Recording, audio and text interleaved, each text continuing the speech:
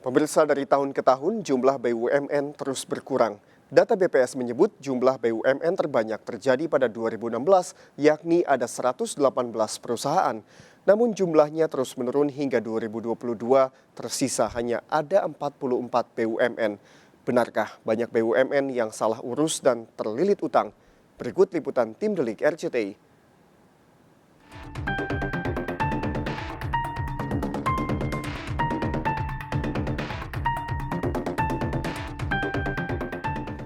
Hakikatnya BUMN menjalankan tugas sebagai penyelenggara usaha negara nyatanya masih tumpang tindih dalam mengelola perusahaannya.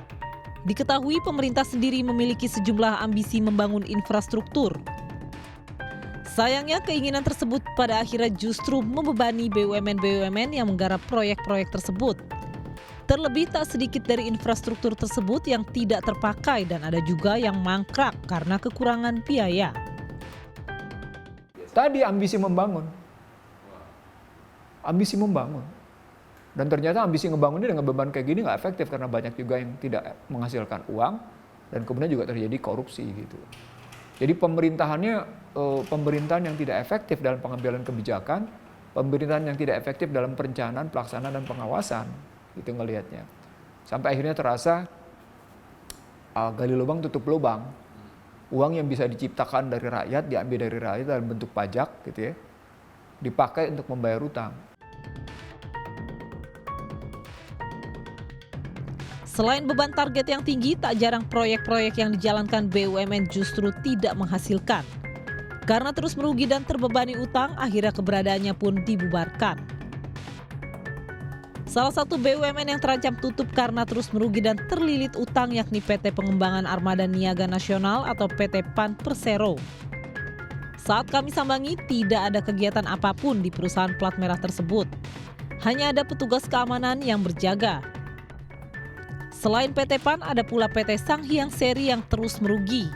Padahal BUMN yang bergerak di bidang pangan dan industri pembenihan ini seharusnya mampu menyokong usaha pertanian masyarakat. Saat ditemui tim Delik di kawasan Jakarta Selatan, Sekretaris PT Sanghyang Seri menuturkan pihaknya akan terus mengoptimalkan sektor pangan agar bisa memberi kontribusi baik bagi perusahaan maupun bagi negara.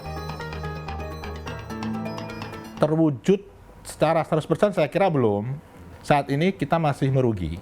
Ya artinya tapi ya kita kan masih dalam kondisi penyesuaian di Pak, kita setelah merger tentu banyak penyesuaian yang harus kita kerjakan. Memang kita akui sampai dengan bulan Juli kita masih merugi.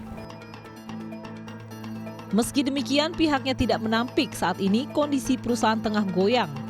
Selain utang yang menumpuk, kondisi perusahaan diakui banyak disusupi orang-orang tak bertanggung jawab. Sehingga terjadi kesalahan tata kelola yang berimbas pada operasional perusahaan yang kini kian terseok-seok.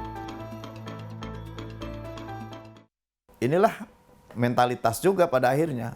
Oknum-oknumnya banyak gitu ya. Tanah sebesar itu masa tidak produktif untuk digunakan. Dengan alasan macam-macam lah.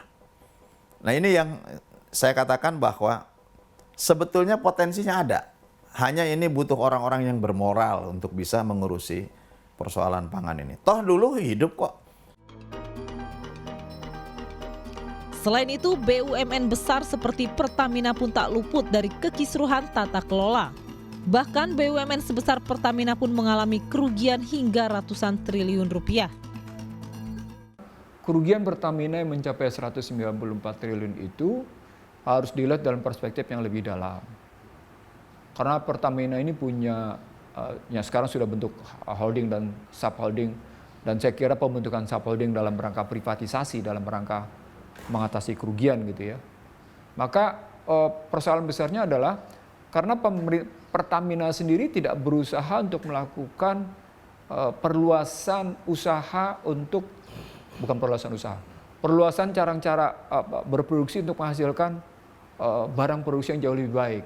Misalnya begini, apakah upaya Pertamina untuk membeli sumur-sumur di luar itu menghasilkan? Ternyata kan menghasilkan masalah. Pentingnya menjalankan tata kelola yang baik akan membuat penugasan berjalan berdampingan. Anggaran dan pinjaman dana utang bisa sesuai dengan apa yang sedang dibutuhkan. Sudah waktunya perusahaan-perusahaan plat merah lebih fokus dalam menjalankan unit-unit usahanya. dan tidak perlu terlalu berambisi merambah sektor lain yang dinilai tidak berkaitan erat. Hutang ini memang menjadi beban bagi negara ya, karena terutama BUMN ini karena dulu terlalu rakus menurut saya dalam mencari hutang gitu, mencari pinjaman, rakus terhadap program-program yang dicanangkan sendiri. Mismanagement ya, jadi dia itu misalnya bukan bidangnya, tapi dia merambah ke yang lain.